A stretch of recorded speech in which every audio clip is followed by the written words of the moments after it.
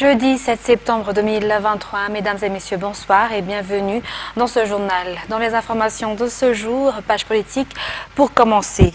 Le parti politique Freedom soutient et est prêt à voter à nouveau pour le candidat Andry Rajoelina à la présidentielle. Ce parti a annoncé officiellement son soutien au président Andry Rajoelina aujourd'hui. Reportage de Oubra Samman et Sechara Jenas. Convaincu des réalisations du gouvernement et des travaux de développement répondant aux besoins de la population, le parti politique Freedom déclare son soutien au candidat Andry Rajoelina lors de l'élection présidentielle. Ce parti a déjà sollicité la candidature du président Andry Rajoelina en avril 2022 pour que ce dernier poursuive les travaux de développement. Nous avons besoin de personnes dotées d'une stratégie et d'un projet de société clair et non de personnes qui sèment la haine et la confusion et ne s'intéressent qu'à la compétition, souligne la Latina Rakutunjazaf, présidente nationale du parti politique Freedom. Le pays ne peut plus revenir en arrière face aux nombreux projets que ce gouvernement a accomplis, poursuivent les explications. Le volet social est l'une des principaux tâches à réaliser lors du deuxième mandat. En cela, nous rectifierons également les erreurs constatées au cours des 5 premières années, a souligné le parti politique Freedom, qui a annoncé officiellement ce jour son soutien au président Andry Rajoelina. 28 personnes ont déposé leur dossier auprès de la Haute Cour constitutionnelle pour être candidats à la présidentielle. C'est ce qui a été sorti par la Haute Cour constitutionnelle hier après 18 heures, heure de clôture des dépôts des dossiers. Mais hier soir, 2 parmi ces 28 se sont retirés de la course. C'est Sharon Jenas qui nous en dit plus. Le 9 septembre prochain, la Haute Cour constitutionnelle publiera la liste officielle des candidats en lice pour la présidentielle du 9 novembre prochain. Selon le chiffre sorti par cette institution hier, 28 personnes ont déposé leur dossier de candidature. Néanmoins, 2 d'entre eux ont choisi de se retirer de la course, c'est-à-dire qu'elles ont retiré leur dossier de candidature. Il s'agit de Rasselou Founournien Julia Michael et de Masgoula Ali. Concernant les autres candidats, 3 d'entre eux ont déjà été présidents de la République et 4 sont des députés en exercice.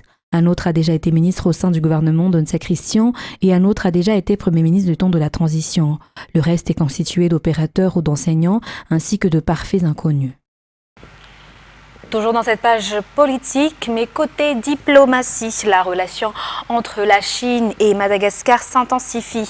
Tels sont les mots d'ordre lors de la célébration du 74e anniversaire de la fête nationale de la Chine à Madagascar. Aujourd'hui, l'ambassadrice de la République populaire de la Chine à Madagascar a fait également ses adieux à cette occasion car elle a achevé sa mission dans le pays. Fin de cette Mireille et Yves Janel. La coopération entre Madagascar et la Chine se poursuit et s'intensifie pour le développement des 2 pays. Cette entraide ne se limite pas aux échanges commerciaux, mais s'élargit dans divers domaines comme la santé, l'éducation, les énergies renouvelables ou encore l'agriculture. De ce fait, les aides de la Chine se poursuivent jusqu'à ce que Madagascar atteigne l'autosuffisance alimentaire. Nous apprécions particulièrement cette coopération fondée sur le respect mutuel, l'égalité et la souveraineté. Nous avons travaillé depuis plusieurs années dans le cadre d'une coopération multiforme, dynamique et fructueuse, comme vous l'avez souligné. Cette coopération porte sur les infrastructures, la santé, l'éducation, la culture, l'agriculture et ainsi que l'autosuffisance alimentaire, l'énergie renouvelable et l'innovation numérique. Par ailleurs, dans le domaine du commerce et des investissements, la Chine occupe une place de choix à Madagascar puisque la Chine est notre premier partenaire économique et commercial. Le 74e anniversaire de la fête nationale chinoise a été célébré aujourd'hui à l'ambassade de la Chine à Madagascar. Il y a eu également à cette occasion la cérémonie d'adieu de l'ambassadrice de la Chine à Madagascar, Guo Xiaomei, qui termine sa mission dans le pays. Il est à rappeler qu'elle a commencé à travailler dans le pays en 2020.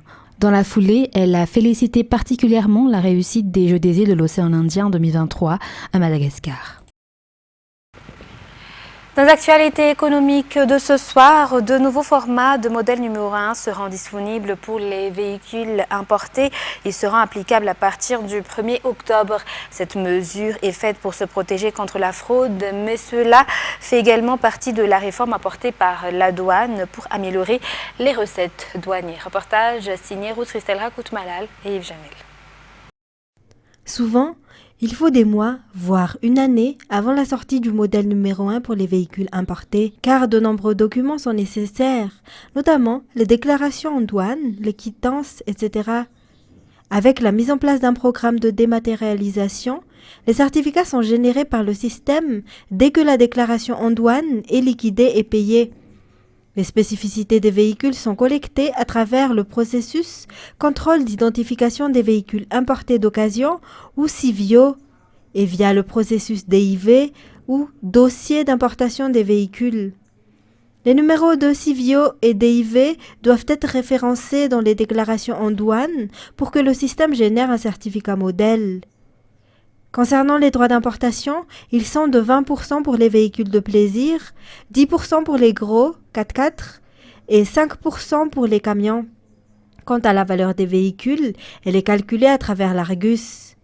Cette mise à jour facilitera également le contrôle sur la route puisque le modèle numéro 1 pourra être contrôlé sur un téléphone mobile via un QR code instantané.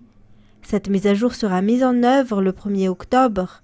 Ceux qui possèdent encore le précédent modèle numéro 1 ont encore jusqu'à la fin de l'année pour l'utiliser, précise le directeur général de la douane.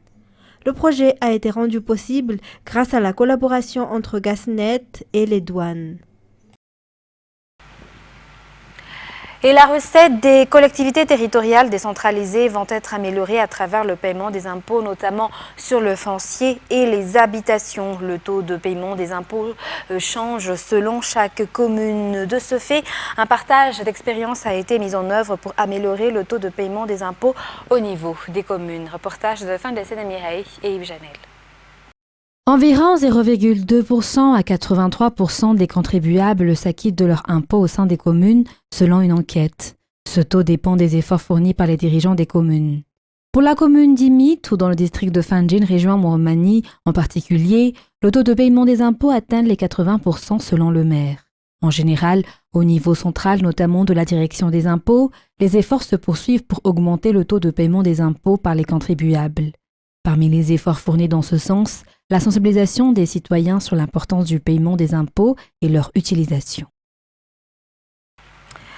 Et vous allez suivre après ce journal en version française l'émission Santé pour tous présentée par Radou Ramananzatouv. Aujourd'hui, l'émission se focalisera sur les thèmes du cancer. Le docteur Azakanev Malal, la chef de service de la radiothérapie oncologie au sein de la GERA, parlera du cancer, les symptômes, le traitement et comment l'éviter. Nous vous invitons également à suivre cette émission dans quelques minutes. Dans les actualités internationales de ce soir, le Mexique a dépénalisé l'avortement sur l'ensemble de son territoire, allant dans le sens d'autres pays d'Amérique latine et à contre-courant des États-Unis. France 24. La décision vient parachever un processus entrepris il y a 2 ans. Après avoir jugé l'avortement inconstitutionnel dans l'état de Coahuila en 2021, la Cour suprême dépénalise désormais l'IVG dans tout le pays. Les dispositions pénales qui criminalisent de manière absolue le droit de décider de l'interruption de grossesse sont contraires au droit de la dignité humaine, à l'autonomie reproductive et au libre développement de la personnalité, au droit de la santé et au droit à l'égalité et à la non-discrimination. L'avortement n'est déjà plus un délit dans une douzaine des 32 États du Mexique. Grâce à cette décision, plus aucune Mexicaine ne pourra être poursuivie pénalement pour avoir interrompu sa grossesse. Les services de santé fédéraux seront aussi obligés d'être en capacité de réaliser un avortement à toute personne qui en fait la demande. Une victoire pour les mouvements féministes après plusieurs années de lutte. Aujourd'hui, la société mexicaine, les femmes, les réseaux de soutien, les féministes font un travail spectaculaire au Mexique pour que toutes aient le droit d'avorter en toute sécurité si elles le souhaitent. C'est pour les personnes qui ont été violées, qui ont subi des abus et qui ne veulent vraiment pas garder le bébé issu de ces violences. C'est aussi pour les personnes qui n'ont pas les moyens de subvenir aux besoins de leurs enfants. La dépénalisation de l'IVG progresse en Amérique latine. L'Argentine a légalisé la procédure en 2020. En 2022, c'est la Colombie, pays très conservateur, qui a franchi le pas. D'autres États restent néanmoins très sévères sur la question, comme le Salvador. L'an dernier, une femme a été condamnée à 50 ans de prison après une fausse couche. L'été, notamment les mois de juin, juillet et août, a connu les températures mondiales moyennes les plus élevées jamais mesurées, annonce hier l'Observatoire européen Copernicus, pour qui 2023 sera probablement l'année la plus chaude de l'histoire. France 24 nous en dit plus. Canicule, incendies, inondations, les 3 derniers mois donnent le tournis. Partout sur la planète, l'humanité vit le changement climatique et son lot de catastrophes naturelles. C'est la première fois de ma vie que je vois une inondation aussi effrayante. Ce qui me choque le plus, c'est qu'on a tout perdu en quelques secondes. En Inde, une chaleur inédite. Le mois d'août le plus chaud et sec depuis le début des relevés il y a plus d'un siècle. Partout, le thermomètre grimpe. Juin, juillet, août, les mois les plus chauds jamais enregistrés. 16,77 degrés en moyenne sur la planète. Une hausse de 0,66 degrés par rapport à la fin du XXe siècle. Ça n'a l'air de rien, mais ça change tout. Quand ça arrive, on est toujours un peu étonné, on s'envoie des messages avec les collègues en disant « t'as vu ça ?» Ce qu'on voit maintenant était largement dans la fourchette de prévisions qu'on avait fait dans les derniers exercices du GIEC. Un thermomètre qui grimpe et des incendies à répétition.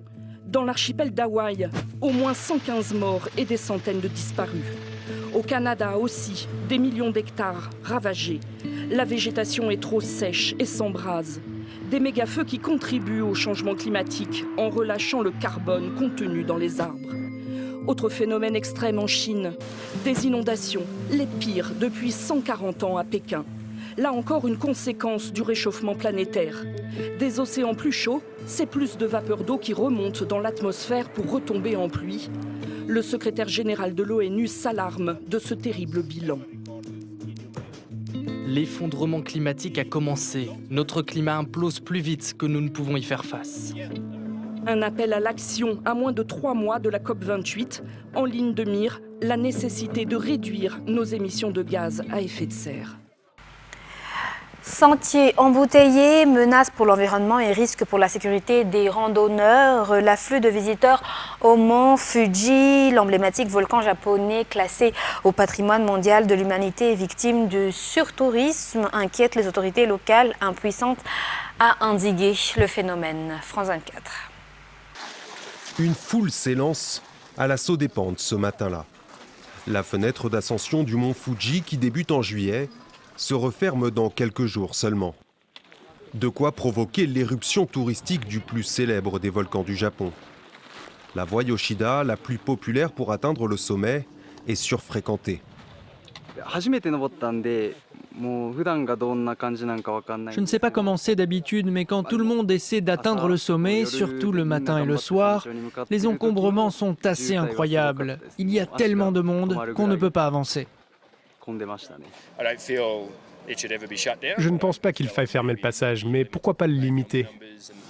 Bus pris d'assaut, hôtels et refuges saturés, le retour des touristes étrangers après la fin des restrictions liées au Covid-19, combiné au 10e anniversaire de l'inscription au patrimoine mondial de l'UNESCO du Fuji, explique la forte fréquentation de cet été. En juillet dernier, le volcan a attiré 17% de randonneurs de plus qu'en 2019, ce qui a poussé pour la première fois les autorités à limiter l'accès au volcan. Le plus grand problème du mont Fuji aujourd'hui, c'est le surtourisme. Cela entraîne des problèmes de déchets et d'émissions de gaz d'échappement des véhicules. Si le Fuji ne devrait plus revoir 200 à 300 000 personnes fréquenter ses pentes chaque année comme lors de la dernière décennie, nul doute qu'il continuera de fasciner et d'attirer jusqu'à son sommet. Sur ce, mesdames et messieurs, c'est la fin de ce journal. N'oubliez pas dans quelques instants l'émission Santé pour tous, présentée par Rad Ramananzato. Vous sur ce, très bonne suite de programmes sur Viva et bonne soirée à tous. Au revoir.